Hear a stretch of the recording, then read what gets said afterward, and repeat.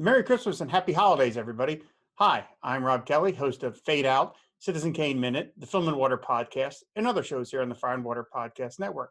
In the movie High Fidelity, John Cusack's character makes up a list of 5 alternate career paths that he might pursue.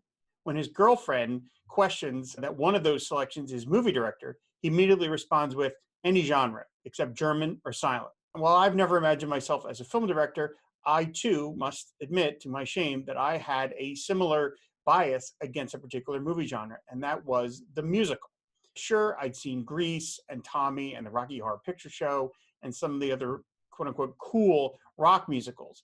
But as a genre, I just generally considered musicals to be so hopelessly square that I just never ventured to that part of the video store, even when I worked at a video store in the 1990s.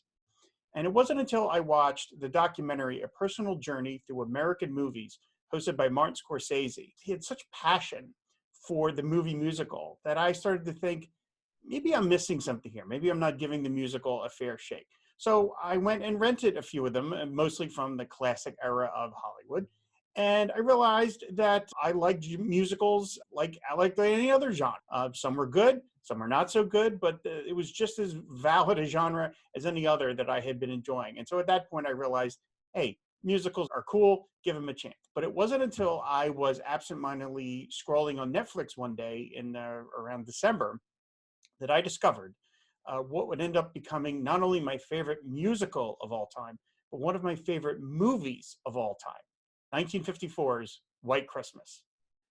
Directed by the legendary Michael Curtiz, who previously helmed films like The Adventures of Robin Hood, Mildred Pierce, Yankee Doodle Dandy, and Casablanca, White Christmas tells the story of 2 World War II veterans named Bob and Phil, who, after heading home from the war, form a partnership and become a huge show business success on stage and in radio.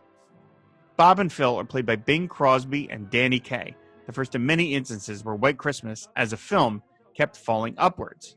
It was originally set to star Bing Crosby and Fred Astaire, but Astaire turned it down, so the producers ended up settling on Kaye.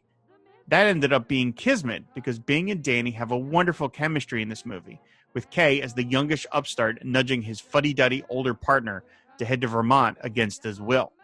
Why Vermont? Because it's there that the Haynes sisters, a musical act played by Rosemary Clooney and Vera Ellen, are headed to so they can perform at the Columbia Inn.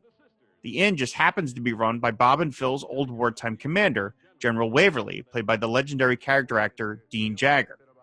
By the way, I've watched this film so many times that I can tell that this take here of Waverly making fun of Bob and Phil's wartime performance is not the take seen in the movie. One of the reasons I think White Christmas is so wonderful, aside from the fact that it's very funny and features some legendary musical numbers, is that it's about a simple act of kindness. Waverly has sunk his entire post-war savings into the inn, and it's failing because of a catastrophic lack of snow. So Bob and Phil, in concert with the Haynes sisters and the inn's hotel manager, played by the wonderfully funny Mary Wicks, make plans for their old army unit to reunite at the inn and put on a show. In an era where we, as a people, seem to be getting meaner and crueler, this gesture of goodwill from over half a century ago really struck a chord with me. The film's final shots, seen here in the trailer, are one of my favorite endings in the history of movies. Curtiz's long, slow VistaVision pans over this Christmas party are filled with all sorts of bits of business, as dozens of extras celebrate the holiday season with warmth and camaraderie. I want to attend this party. I've had the chance to see White Christmas on the big screen a few times, and if it pops up at a nearby theater, I make sure not to miss it. I love it a little more each time I see it, and it never fails to fill me with holiday cheer. It's a bona fide classic.